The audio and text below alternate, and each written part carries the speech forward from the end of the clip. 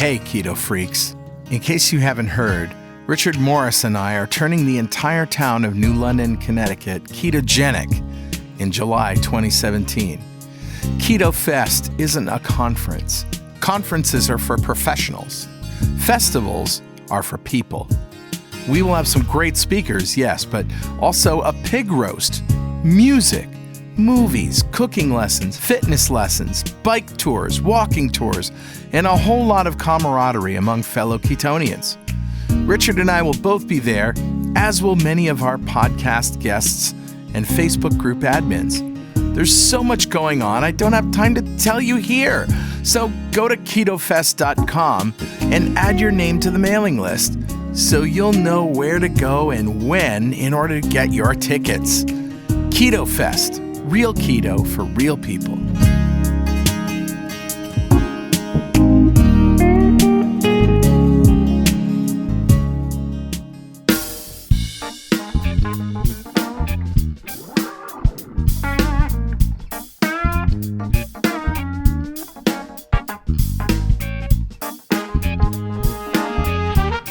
Welcome back to Two Keto Dudes. This is Carl Franklin from Connecticut in the United States. And in February 2016, I put myself on a ketogenic diet to take control of my metabolism. In 2.5 months, I managed to reverse all markers of type 2 diabetes with diet alone. As of now, I'm 70-ish pounds lighter with no signs of diabetes or heart disease. Hi, I'm Richard Morris in Canberra, Australia. I've been on a ketogenic diet for over 2 years. When I started, I was very sick with complications from type 2 diabetes. Within 6 months of starting a ketogenic diet, all of my biomarkers of disease had disappeared. I've also lost about 70 pounds and have completely turned my health around. And this show is a document of my progress through ketosis and Richard's experience thriving for years in nutritional ketosis. Yeah. And hopefully this might help a few people who are curious about this kind of dietary hacking. Yeah, we're not doctors. We don't want to give anyone any medical advice, but we are keen to share our own experiences. We're actually both software developers, so we're not afraid of a little technical detail, are we, Carl? Nah. We've done some research into our own deranged metabolisms and the science behind them. We hope to share some of that research.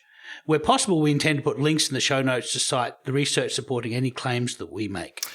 And you'll probably work out pretty quickly that we're both foodies. Yeah. We love to cook and we love to eat. So we share the great food that we eat on this diet. In every episode, both of us share a recipe for an essential keto meal or a non-essential keto meal that we eat on a regular basis.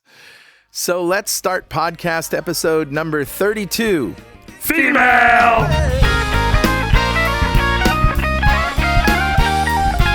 Well, we'll explain that in a minute, but first, we do have one apology from last week. What's that, Carl? Yeah, Beverly sent me a private message in Facebook and said, first, Carl, thank you so much for the constant inspiration and keto leadership. I love the Facebook group and the podcast.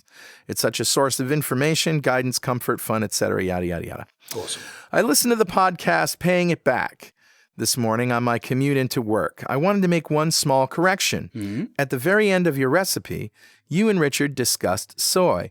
You stated that soy/black soybeans contain gluten, which isn't correct. Okay. And I didn't know this. No. Thank you. Thank you. Soy and soybeans are gluten-free. Soy sauce, however, is fermented with wheat, which is why it's on the gluten list. Gotcha.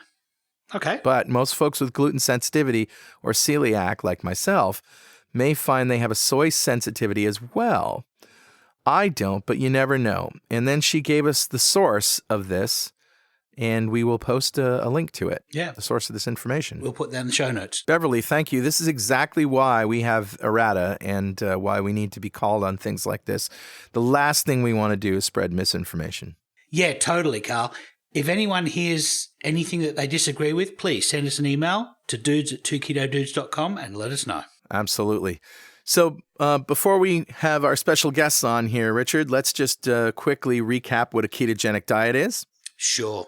It's under 20 grams of carbohydrates, protein for maintenance, and energy from fat. Right. Or any diet that gets you into a state of nutritional ketosis is really ketogenic. That's right. But those are the macro ratios that we follow. And I want to get through this real quickly. How did you go this week? How's it going with you? Yeah, I had a good week. I've been working on our blog, blog.2keto.com, and I put a blog post up on fat deficit, which has got a calculator in it that shows how much fat you need to be able to eat, ironically, to be able to fast. But I've got all the science linked on there, and that's been our most popular post on the blog. Yeah. And now I'm getting ready for the next Zorn fast on the 22nd, and that's pretty much my week. Awesome, Richard. And so, how was your week, Carl? Well, I actually had a monumental week, and I'll tell you why. On the 12th, the day after the last show came out of September, Kelly, my wife, and I quit drinking alcohol. Wow. Yeah. Big change. Big change. And it was because, we needed to do it together if we were going to do it. And there are multiple reasons why we needed to. Suffice it to say, I was at a point already where I could have given it up, and I knew that it wasn't good for me. So I just did. Okay. And she did too. So we're supporting each other. That turned out to be a really good decision. Weight started coming off a lot faster than it usually does. Awesome. So now I'm no nuts, no wine, no alcohol of any kind. And that is really making a huge difference.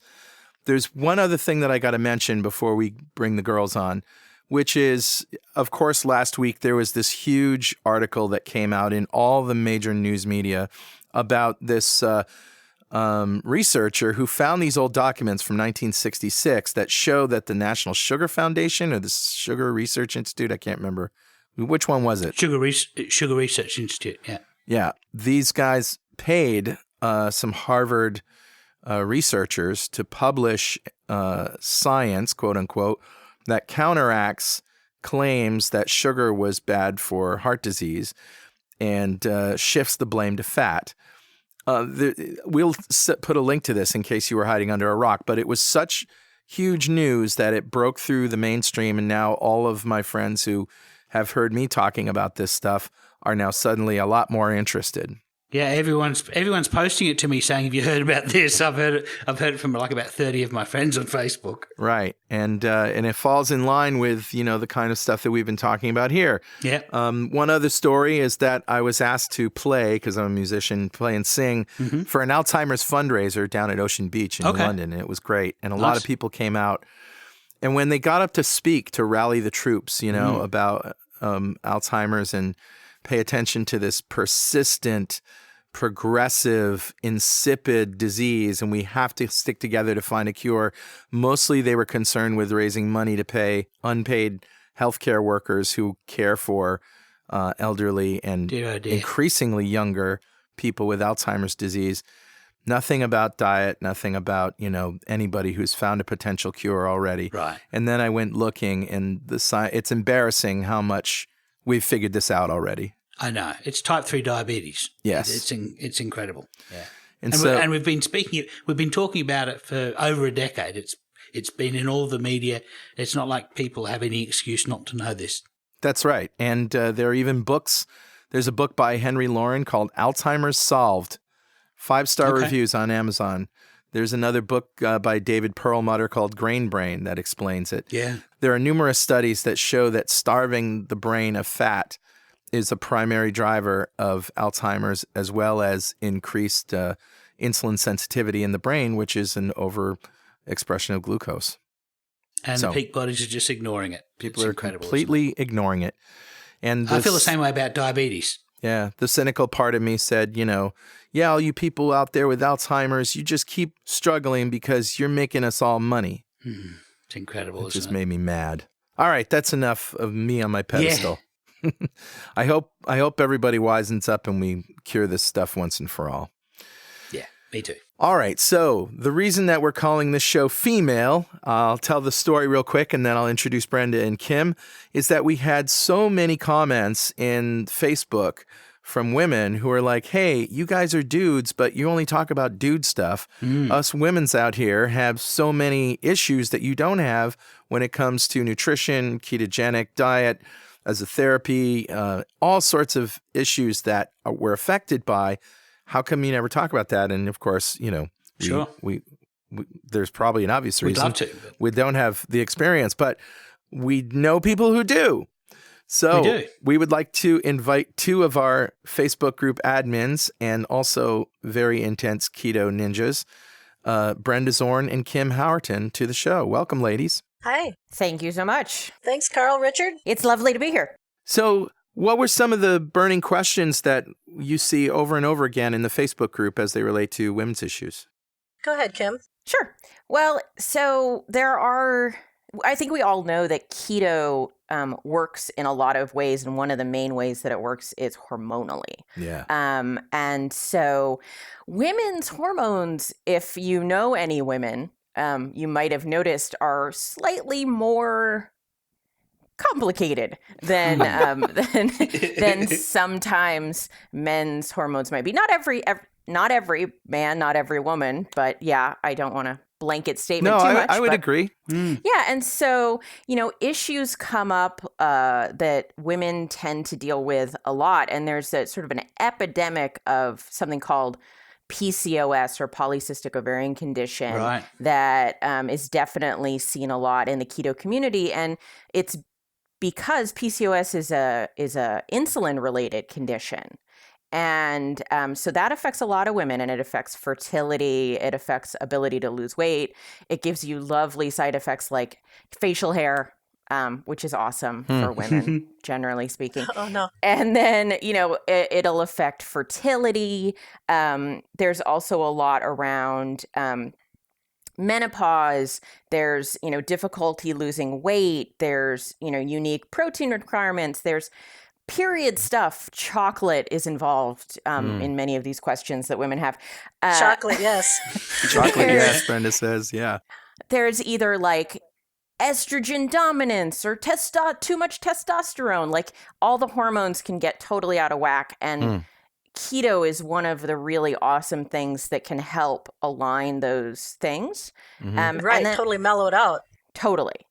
And yes. And, then this is more a co-gender issue, but certainly diabetes is a major issue. Yeah, sure. For everybody. There's things that are sort of not as well known that women get too, like lipidemia, where your legs get and butt, you get really big below the waist, but your upper body isn't. And it's this very specific condition. And, so there's a bunch of stuff that are most generally in the woman category. And then just on a societal level, women men get it too, but women are really deeply immersed in dieting culture. Oh, yeah. Right. Obsessive rules, fear of fat, dysfunctional restrictions. Totally. And so going keto has some very unique challenges as a woman who's spent her whole life being told that she's a bad person if she eats fat. Oh, yeah, I can imagine. Yeah. So, yeah. It's like fat phobia multiplied, really, isn't it? Very much so. Right. Yeah. Like you have to eat your fat while hiding. It's a very easy mistake to make because sugar kind of does this. When you eat sugar, it goes right into your blood. Yeah. And so it's very easy to fall into the trap of, well, when you eat fat, it probably goes right into your blood too. Right. People totally don't understand keto. I think that's a pretty basic statement. When you're like, I eat a lot of fat, they're like, oh, that's terrible. But when you actually learn the science behind it, it's kind of the most awesome thing ever. Brenda, what's been your experience about women's issues coming up in various groups? You've been doing Facebook groups for a long, long time. Right. Ketogenic groups, probably about 3 years. One of the things that comes up is what's been coined as menvy, envy of men's weight loss, because sometimes they can much more quickly lose the weight than a woman can. And especially with couples, there can be quite a bit of tension there because the husband will be losing so much faster than the wife. Do you think that's because they both eat the same thing and they maybe shouldn't? Sure. Their metabolisms are very different. So, and everybody's, is different, but this is an issue that's come up quite a bit where they're very frustrated. You know, my husband's lost 40 pounds. I've only lost 10. What's going on? We had a similar issue when Julie and I both started. I was metabolically deranged. I had type 2 diabetes. She didn't. She wasn't deranged, but she basically did the same diet just to join me. And she has lost, she's gone down to a normal body weight. She's lost like a third of her body weight. And I've lost about a quarter of my body weight. And I lost all of mine in the first 5 months, and she lost very little in the first 5 months. But she then continued on a gradual decline in body weight almost over a year and a half. And so we definitely lost at different rates. My body weight plummeted, and then I plateaued, and then I was just at a comfortable point from that point on. And hers was a gradual decline all the way along. So I love that term menvy. I've never heard that before. I think I made that up. Oh, yeah. It's now a thing. Okay. Yeah, I've heard, that's interesting you say that, Richard, because I was listening to a podcast and for the life of me cannot now remember which doctor it was that was talking, but I'll find it so I can give it to you guys for the show notes. And he said that in his practice, he's a bariatric doctor. He finds when he puts people on a ketogenic diet, oftentimes the men lose fast in the beginning and the women will not lose at the beginning because there's a lot of hormonal regulation that's happening and the body is busy. Very busy. Hormonal regulation is like the weight loss is going to have to wait. And then they'll lose more weight later. So it can be a very different schedule our bodies are on. Well, that certainly happened to Julie and I know that it happened with Nanette and Baden, friends of ours that also did the diet. So that's an N of 4. It certainly has happened. Another issue is women and fasting. There's some dogma floating around out there that women can't fast even. I think Dr. Fung mentions that in his book, that women shouldn't fast. And that's still going around. And there's a lot of things attached to that, such as, you're fasting, or do you have some kind of eating disorder, that kind of thing, that are very much attached to women. Oh my God, you brought that up. I'm not going to say who this was, but I saw that very, very clearly in a woman that I know who, when she was younger, had bulimia. And not anorexia, but she was bulimic, and she definitely had an eating disorder. And it can be very serious. It is serious. And then when her daughter grew up and went keto, the big concern from the mother was that the daughter had an eating condition. And it's just funny how we project our own failures and fears onto those around us. And that has a lot to do with how women in society try to conform to the perfect body type that they see on TV or magazines, and do extreme things to try to lose weight. And that's why sometimes the ketogenic diet, or if I told a few people that weren't ketogenic that I fasted 5 days a few weeks ago, and there was some concern from some people that didn't understand what it was. Right. And I had to explain, oh no, I'm fine. I think, and that's they the don't look believe they you. had on their face, like, oh no, something's wrong with you and you're doing something that is not safe. Yeah, I think your mentality shifts so much when you're keto, when you really go keto, like all my life, I had such a diet mentality. I mean, even when I had said like, screw this, I'm not doing that, it was still in my head, right? Like I was rejecting diet mentality. My whole life was still sort of related to it.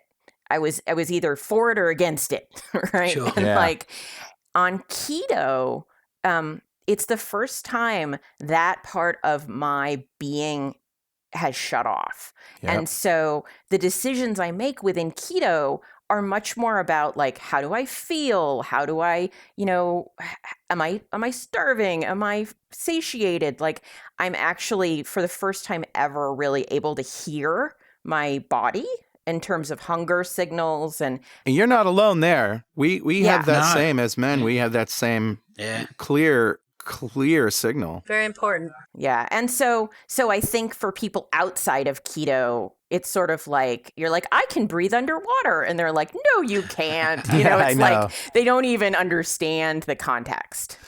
So you guys got some messages from our listeners and from people asking questions about females. So we're going to hand over you the segment called Female! Female!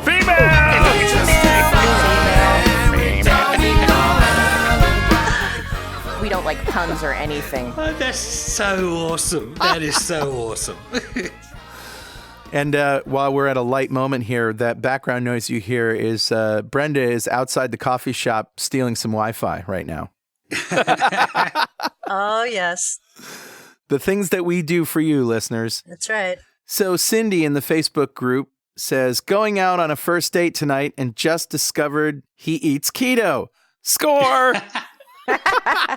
That's awesome. A few people have said that they have. I've seen various people say we really should have a keto dating site. Oh, wow. But, you know, that's maybe coming in a while. Congratulations. It's a bouncing baby bacon. It's right. I've got to admit, it's a lot easier when you're keto together. And if you're dating, you know, I could only imagine that if one of you is ketoing while dating, that might be quite complicated. But it's awesome.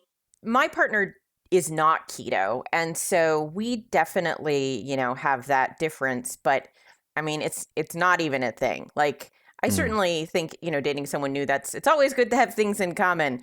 Keto is kind of an obsession for people when you get into it. A little. Like, my family was like, enough, enough, Kim. We get it. It's like Windex. Like, it cures everything. We understand. I know. But at the same time, like, if you're with somebody that's not keto, it's really pretty simple. Yeah. You know, you make whatever you want to make and add on what they want to make, or, you know, most of us are hopefully dating fully functioning adults that can make their own food, which is awesome too. Exactly. Yeah. You might think that cooking keto all the time, you know, you're just like one cracker away from gaining all your weight back. But that may be true in the first week or so. But when you're fat adapted, the last thing in the world you want is carbohydrates. And that's just the way it is. So there's no problem of, you know, your partner bringing home a pizza and eating it across the table from you, who's, you know, enjoying some glorious smoked lamb with fennel salad, for example, Richard. Right, or I just peel the cheese off the pizza and eat that. Yeah, it's totally cool. There's that too. That works. There are many ways to make keto work. Yeah. So we also got a message from Carla on Facebook, and she says, a tip for ketoers with type 2 diabetes. Regarding talking to your doctor about the low-carb, healthy fat way of eating, if you start out the conversation by talking about a carb-restricted or carb-controlled diet, that will prime their ears to talk about old-school diabetic management, like my grandmother used to use, which very few of their patients seem interested in anymore. But it did work, and they know it worked. Don't even mention the high-fat part. If they start hounding you about the dangers of eating too much protein, you can tell them that you'll be watching your protein intake so it doesn't get out of control. And point out that the improved blood sugar control is a significant benefit for any diabetic. The time for the healthy fat or high fat part will be at your next 3 or 6 month check. When they do the blood work, if your lipid numbers are up, you can point to your improved A1C, fasting glucose, blood pressure and weight. I'm no expert, nor do I work in healthcare, but this is what I did with my PCP, primary care practitioner, and she was totally on board with it. I haven't gotten to my 6 month check yet, but I'm expecting her to continue to support my journey. Of course, your mileage may vary with your doctors. So that's an interesting thing. How do you talk to other people about your diet without upsetting them, or do you care about upsetting them? Well, I have tried to explain to my doctor. I have. She didn't know what the word ketosis meant, so I'm in the process of finding a doctor who understands this a little bit more. I think the outline that Carla gave is excellent.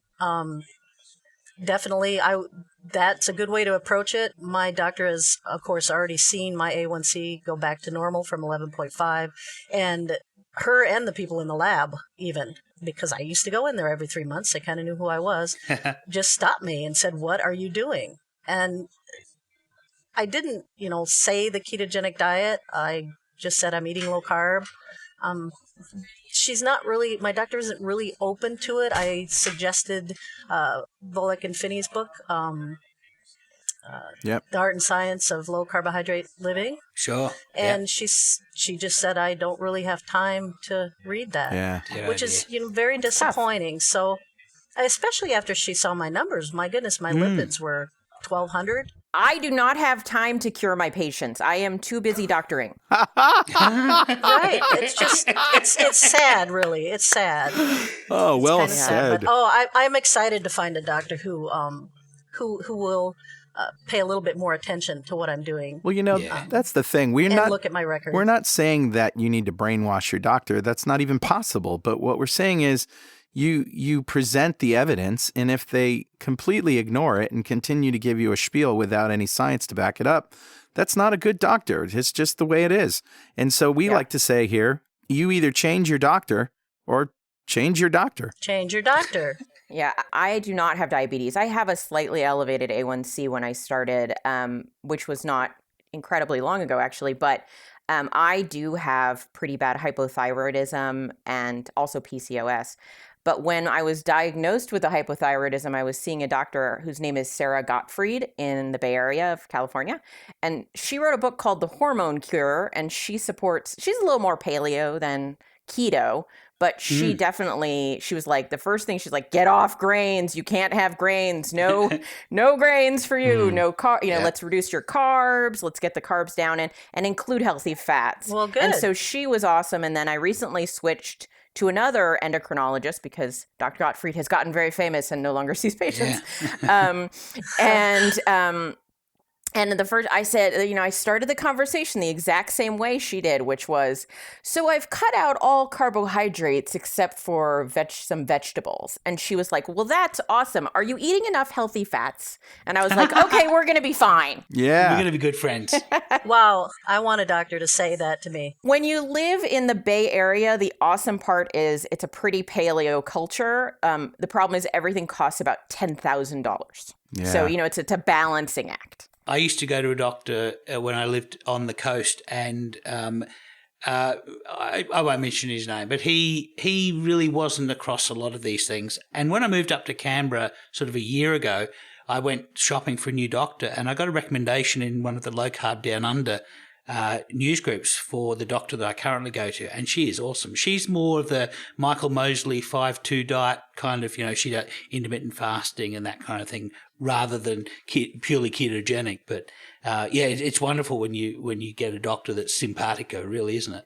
Yeah, it's awesome. It's I'm completely jealous of you two and what you have right now, and I'm going to get that in place in my life. Absolutely. Yeah, you'll get there. My doctor gave me 6 months, and at 6 months, she said, okay, you're on your own.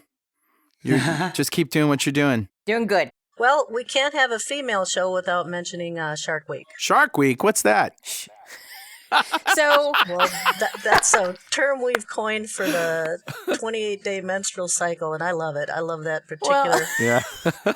I'm not sure why that started, but to me, it's like, okay, bloody pain is what what I think of when I hear Shark Week, and that fits. This is not I will not take credit for this particular term. I saw it in in another keto group. I think it's been around for a while. Yeah, I'm a pretty plain talker. I just say your period, but apparently a lot of the world likes the term, a colloquialism. I mean, it used to be like Aunt Flo, and now it's turned into Shark Week. Yeah, I don't like that. Well, does it speak to the hormonal change? Well, I mean, there's all of it. There's a lot of interpretations of why Shark Week. I always thought, there's blood in the water? I was like, that's pretty graphic. That's probably it. Yeah. So what happens to you guys when that week happens? What changes in your appetite or your hormones or that you've observed? Well, everybody's a little different, but I can tell you the day before it starts, I will eat everything in sight nonstop and just don't seem to be satisfied. But luckily only one day for me of that. Before I was keto, I had really rough periods. I had like a lot of cramps. I had a lot of cravings. I would basically want to I also got a lot of period related anxiety. This isn't something, so a lot of women get different mood disturbances with their period. what's more commonly known as rage will happen. But there's also anxiety can go up. Like I get kind of panicky, or I did. Me too, for about a day or two before, and then I absolutely know it's on its way. That and wanting to eat nonstop for about a day. Right. But since I've gone keto, like my first 2 months of keto, I noticed I had less cramps and a little less anxiety, but I was still like, I need to eat a lot of things, like all the things that I can get. And the past 2 periods, though, since I've been really keto, I was low carb for a long time, fell off the wagon, and then really went keto about 4 months ago. So I'm a shorter term ketoer. But a lifetime to go. But the past 2 periods, and especially this last one, it was like a breeze. I was shocked at how not horrible I felt. And I still felt like a little tired, a little worn out. I still kind of wanted things that I wanted, but it was totally manageable. But there is a lot of evidence, though, and women should be prepared for this, that when you start keto, your period can go wacky, like wacky. Like you might get heavier periods, you might get more frequent periods, you might have longer periods. Right, you might have one that lasts 2 weeks instead of 5 days. Right. You might have one that's almost really difficult to control, and you need to be changing things every hour, which that's what I had before keto. So this is a question for you, and forgive me because I don't have a lot of experience with this, but if when you were starting keto and, you know, it was your period, did you have strong carb cravings? No. No, not me. Just food in general. I don't even have really a chocolate craving, although I love it. But just food in general. My first month, I really wanted chocolate, but I think it was just a knee-jerk thought. You know, like you have mental patterns where you're like, period, chocolate. It's like it's like a word association game. It's an excuse, too. And once I like really felt into it, I was like, you know, maybe I'll put some cocoa in my coffee today, but I'm not gonna like eat the Hershey's Forest. Well, and you know as well as I do that chocolate is totally okay. It's just what kind of sweetener you mix it with. Yeah. Yes. Or eat that 86% or 90%, or I even dabble in 100% every now and then. Just a little piece. I love that. I always keep the chocolate mousse in my fridge, and whenever I want that fix, I just go grab a spoon of it, and that's wonderful. I do not think you need ovaries to feel like chocolate is an essential part of your life. I don't think not so at all. either. No. Nah.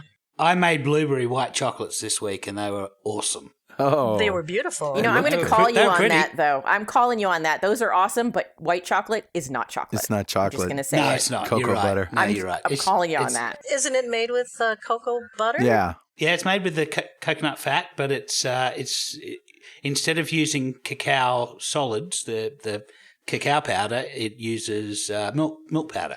But I know we don't like to go too it. controversial on this show, but I had to assert myself in that moment. Okay.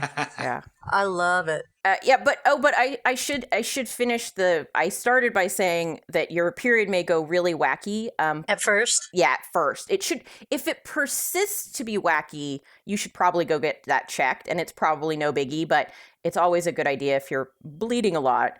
You should make sure there's nothing actually wrong, but there probably isn't. Oh, yeah. I used to get anemic. So, I mean, it can be a real issue, but not since keto. Since keto, I have what would be considered a normal menstrual cycle. But before, it was very heavy. My iron got down to 4.5 once, and they wanted to do a blood transfusion. Wow. I mean, I had some real issues. But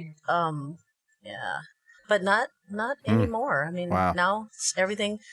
Matter of fact, it actually, as you age and as the menopause thing starts to happen, what that really is just they get further apart until they stop. That had started to happen about 2 years before keto, and as soon as I went ketogenic, my age started to reverse, and now it's back to every 28 days. Wow. And that tells me a lot. That tells me a lot about hormonal. You're pretty much changing everything up hormonally when you go from being a glucose burner to being a fat burner, and it's much you're moving to a much simpler milieu hormonally, and because insulin's not a major factor, and all of the other hormones that insulin choreographs with aren't as much of a factor. So it should be simplifying things Totally. in theory, but yeah. It has for me. And made you younger too, which is awesome. Well, yes. When you get to be I'm older than Kim. I'm 52, and you see your Not doctor. for long. Oh, that's true. I turned 53 on the 29th, just 2 days after Richard. But That's true. But Richard, you're just turning 50, right? 51. I turn 51 next week. Yeah. Oh, okay, 2 years I younger. just turned 49. I'm 40. I'm the youngest for once. You're the baby. Yes. But what I was going to say is that when you are closer to your 50s and you go in for your regular yearly physical, one of the things they do check is your hormone levels, and one of the reasons is they want to see if you are in fact still fertile, because if you are, then they're going to want to talk to you about continuing birth control. Right. And when they've checked my levels the last, 2 times I've had a full physical since keto, she said, you need to be careful because everything is just exactly as if you were 18. Wow. So, yeah, and keto has done that. It has, yeah. Keto babies are a thing. Are they? Yes, they are. Absolutely. Oh, yes. What do you mean by that? Well, so your cycles are now regular. You might have been having inovulatory cycles, which is you bleed, but you're not actually releasing an egg. When your hormones get more regulated, your fertility goes up. And if you got used to being able to be sort of lazy about your protection methods with your husband, you might find you have one more child than you originally thought you'd have. I see. So fertility increases.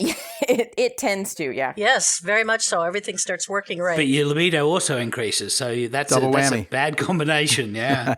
You have an increase in input and an increase in output. Exactly. So Yeah, right. that leads us to another question, which is keto while pregnant. And while most people seem a little horrified at that idea, evidence has shown now that the insulin resistance level of your child is really, really influenced by what the mother eats when pregnant. And so if the mother is eating a lot of sugar and a lot of high carbohydrate food, that is going to tend to give the baby a predisposition towards insulin sensitivity later in life. Yeah, I found that super interesting. Right, I read that article. Especially an insulin-sensitive mother who is used to eating quite a lot of carbohydrate food and managing them appropriately. If the father is genetically insulin resistant, the child has a good chance of inheriting the father's characteristics and then living in a womb that is bathed with sugar and insulin all the time. So, and then also, Richard, you went on to say that now if you've got a mother who is insulin sensitive, they're the caretakers. They're the one that are going to harp on the kids about their diet and exercise and stuff. Right. And their metabolism is completely different than the kids. Yeah. And so everything that worked for the mother, the mother was always able to lose weight by, reducing fat and just doing a little bit more exercise, and all these strategies that worked for her. As her child starts getting fatter, she's going to start trying to employ these strategies, and of course they're not going to work. And it's going to make it worse. I've seen this pattern. Carl and I both fit into this pattern, and I've seen it happen. But it could happen the other way too. It could happen that the father is insulin sensitive and the mother is insulin resistant, and the father is the one that has success and is bringing up, giving the wrong message. I have an insulin-resistant mother and an insulin-sensitive father. My father can drop weight by cutting. He can do the low-fat thing and lose weight. And he's in his 70s, and his A1. What is it called? The A1C is still in the non-pre-diabetic range. Nice. And he's still very healthy in that way. The thing is, though. What I think is crazy is that gestational diabetes is like one of the worst things. I mean, there are a lot of bad things, but it's a very common, very bad thing for a woman to deal with during pregnancy. It is pretty common, and it is, it's dangerous. And too. it's very dangerous. Not just does it create an insulin resistant child, which is, thanks mom. It's Just to clarify, gestational diabetes, let's define that, because it could, Sure. if you don't know what it is, you could think, oh, that's giving diabetes to the child, but it's really for the mother, right? During pregnancy? Right, yes. A lot of women in pregnancy that are not diabetic pre-pregnancy develop diabetes while pregnant. Right, that's why it's called gestational. Yeah, and then when they're not pregnant anymore, it sort of goes away, right? Yes, yeah, right. Yeah, and my sister had that. Yep. And so, it's this crazy talk thinking we have to feed these pregnant women like a ton of carbs. Yeah. Right. So that, they can potentially have, life-threatening complications with pregnancy. It's not a good equation. And I do know several people that have done keto pregnancies, happy little clams they've been. And, it's definitely something you have to manage with your physician. But we need more stories. We need more women to speak up and contact us and tell us your experience of being pregnant with on the ketogenic diet and your Brenda and experience. I would love to do a show on keto pregnancy and keto infancy. Breastfeeding is also comes up. Breastfeeding, We'd love that. We'd love to have some keto moms. Well, we think we would like to give you guys this platform as often as you want to explore these issues. There's absolutely no reason why we can't do that. Awesome. Women are going to love you for that. Yes. Well, we're all humans. Well, we kind of, when we first started the show, we chose the name Two Keto Dudes because it was a cool name and the domain was available. Yeah, and we kind of painted ourselves into a corner because there's half of the world aren't necessarily dudes, and so That's right. But the dude does abide. I think dude is a gender neutral term, but then I'm Australian, so I'm likely to have it's an American term, so dude. You don't want me defining dude. I'm from California. Anyone can be a dude in my mind. Absolutely. Totally. There you go. Yeah, well, in Minnesota, they think I'm nutty when I call everybody a dude, but okay, whatever. Well, one last piece of mail. This isn't a question, but Sandra says, school is back in session. I teach high school kids. They notice and comment on everything. When they last saw me, I had lost 10 pounds. Now it's a total of 45, and I happen to be Cuban American, and they call me Cuban Barbie. What? Okay. That is awesome. You have to get that on a T-shirt. Yeah, Cuban Barbie. Cuban Barbie. That's a great amount of weight to lose. Congrats on that. That's really, no wonder they noticed. Well, in keeping with the Two Keto Dudes tradition, it's time for you ladies to give us your recipes! Recipes.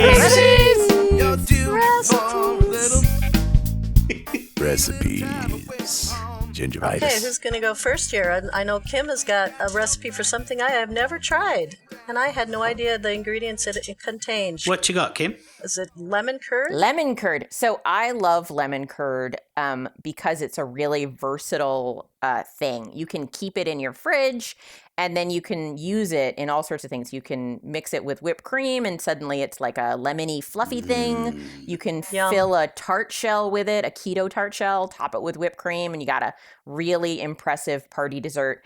Or, if you have a spoon, you have a ready-made fat bomb at all times. Yep. Really, just a spoon. Or, spoon check. Or it could be your own container. You could simply dip from it in any way you want. So, lemon curd is a pretty simple thing, but it really impresses everybody. So here's what you're going to need. You're going to need a medium-sized saucepan, a whisk, a mesh strainer, and a bowl. Now, if you need this lemon curd to be ready soon, you're going to make that bowl an ice bath bowl, but where you put a bowl in another bowl with ice in the lower bowl. It'll cool it faster. That I found I don't always do that. You can just put it in the fridge to chill. It just takes a few more minutes. So what you're going to do is you're going to take a half a cup of lemon juice, 4 egg yolks, and a half a cup of Swerve confectioner's sugar or the sugar substitute of your choice, but I really love Swerve. I think it's awesome. Yeah. So I put that in the saucepan and I turn it on medium and I just stir it to combine. And As it comes to sort of a warm heat, I add a half a cup of Kerrygold unsalted butter. Oh, yeah. Ooh. And I let that melt. Is that diced up, the butter? No, I just throw the whole thing in there.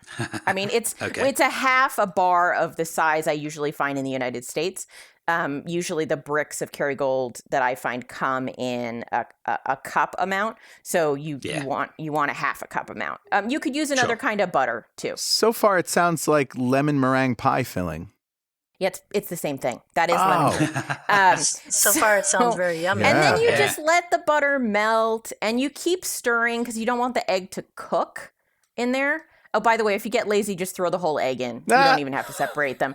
But I prefer it to have a little higher fat content and just be the egg yolks, or rather, not a little lower protein content, I should say.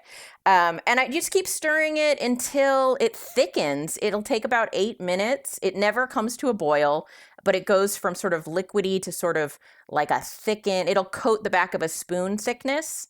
And then take it off the heat and strain it.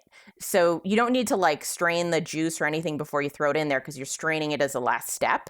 It'll strain out any little bits of egg that happen to cook, any seeds, anything like that. Strain it through the mesh strainer into the bowl, either the chilled bowl or not chilled. And then put it in the fridge to finish chilling. You can put it in smaller containers or leave it in the big container, cover it, and it's good for about a week. And you can do whatever you want with it. Nice. Oh, wow. That's awesome. Yeah, I would definitely eat that with a spoon. Oh, wow. And I do a half a cup of sweetener because I like my lemon curd on the tart side. Mm-hmm. If you like things more on the sweet side, obviously you can add more. You can stick your finger in it and taste it, or a spoon if you're actually wanting to be sanitary. And you can also do it with lime juice if you want lime curd. Oh, yeah. And top it with some zest if you want to get all fancy. Fancy. Yeah. Fancy. Miss Fancy Pants. That's awesome. And I love the whole stirring whipped cream into that. Or, it's you know, if you really want the lemon meringue experience, you can make some meringue. Yeah. And, you know, just put that in the oven. Yeah, totally. Use the egg white from the eggs, and what a good idea! And you swerve, and then you got your egg white. Do it, Richard. Do it and post a photo. Little almond flour crust. Yeah, a almond flour crust with lots of butter. I mean, there are just so many things you can do with this lemon curd, and it really takes like from start to finish, like 10 to 15 minutes. So it's an easy, like, oh crap, people are coming over. You add a little bit of heavy cream to it and you have lemon pudding. I mean, you can do all sorts of things with it. You have a link to this online somewhere, right, Kim? It will be up. It will be, absolutely. Put it on our blog. I will put it on your blog. And you can also find it on Instagram at The Ketonist. Oh, awesome. Yeah. All right, Brenda, what you got? Oh, well, I have something a little unusual and sometimes puts people off when I tell them, but hang in there. Okay. I have a recipe for what I call pork rind pancakes. Pork rind pancakes? Yes. That's crazy talk. It's crazy talk. It is. And to a lot of people, it's like, gross. No, just hang on. You know, keep an open mind. Okay. I came up with this a couple years ago. I had seen pork rinds used for a couple different types of desserts. And I thought, well, I was using pork rinds mostly for breading, like a substitute for breadcrumbs and bread chicken and fry that, or a substitute for breadcrumbs and meatloaf. And it worked really well. But I'm thinking, I wonder if I could use this kind of as a flour, because when you cook it in these other things like breading chicken tenders, you don't taste the pork rind taste. You don't taste the pork taste at all. And so I thought, so I come up with this recipe for a pancake batter made with crushed pork rinds. And, keep an open mind. If you miss pancakes, you'll love me forever after trying these. Absolutely. Nearly carb-free. You get about 3 grams of carbohydrate in the entire recipe from just the eggs, the cinnamon, and the cream. And the texture is remarkably similar to wheat pancakes. All right, here we go. You need a cup of crushed pork rinds, not powdered, not dust. Don't put it in the food processor. I usually put it in a large Ziploc bag and then smack it with a rolling pin, or you can roll anything over it. But you want coarse breadcrumb style. About 1.5 ounces. They don't weigh much. Now, did you say you get the salted ones or unsalted ones? Oh, yes, absolutely. The plain pork rinds that are for snacking, so they do have some salt on them, and that actually adds to the recipe. Yeah, it does. I put salt in my pancakes all the time. Yes, so absolutely, that's something I needed to mention. Make sure they're plain pork rinds. They don't have any seasoning on them. Yeah. Make sure they're not cracklings. Those are the ones with the big chunks of fat, and they're hard. Yeah. You need the crushable pork rinds that just really have two ingredients, pork skin and salt. Okay, so that's about a cup of crushed pork rinds, or about 1.5 ounces, 2 tablespoons of heavy whipping cream, 2 large beaten eggs, a teaspoon of vanilla extract, and a teaspoon of cinnamon.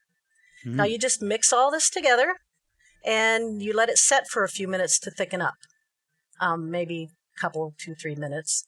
Then you fry about a 1/4 cup of the batter in a hot greased pan, probably about medium heat. They don't bubble up around the edges like wheat pancakes did. Yeah. So you have to kind of lift them and check them for brownness underneath, and then when they seem brown enough, flip them over. It makes about 3 large pancakes, and they're literally 1 gram of carbohydrate each, and lots of healthy fat. Awesome. So was this the recipe that Nanette put in a waffle iron? Yes. And she made waffles out of it. Yes. Yep. You can vary. Some people add sweetener to the batter. You could do that. You can top it with sugar-free syrup. There are a lot of sugar-free syrups out there that have that maltitol or maltitol. That causes problems for a lot of people, and even blood sugar issues. But there are also pancake syrups out there that have sucralose, and there is a really awesome maple syrup recipe on rule.me. Oh, cool. Or at Craig Clark's site. Yes, it's a very, very fantastic recipe for syrup. Or you can just put, butter on it and eat them, or a little more cinnamon. Some sugar-free jam. Or some lemon curd. Oh, yeah, so good. Lemon curd can be put on everything. Yeah, I'm starting to feel it, I'm eating lemon curd with bacon right now. It's not a bad idea. I'm going to try that now. Sweet and salty. Hey? Yeah. Exactly. I like to dip bacon in melted 86% chocolate. So there we go. Well, ladies, thank you so much for joining us today. You're welcome. And I know our listeners are going to look forward to hearing you on a regular basis. Yay! Yay! Yay. All right. Well, you can't shut me up, so I'm happy to do it anytime. And nor would we want to. So, of course, if you have anything you want to tell us, something we said wrong, something you don't agree with, some more research that you found to support or refute what we've said, send it by email to dudes@twoketodudes.com or post it on our website at twoketodudes.com. Or you can find us on Twitter at 2ketodudes and Instagram at 2ketodudes as well. Or you can find our blog at blog.2keto.com. Or you can come and visit us on Facebook. There's over 4,000 people in the Facebook forum, and you can get there at fb.2keto.com. You can find our recipe archive at recipes.2keto.com. And that's about all I got memory for right now. we got to get out of here. Thank you very much, everybody. Thanks, guys. Thank you. Thanks for having us. Keep calm and keto on. Keep calm and keto on. And we'll see you next time on Two Keto Dudettes. And the ladies. Don't forget the ladies.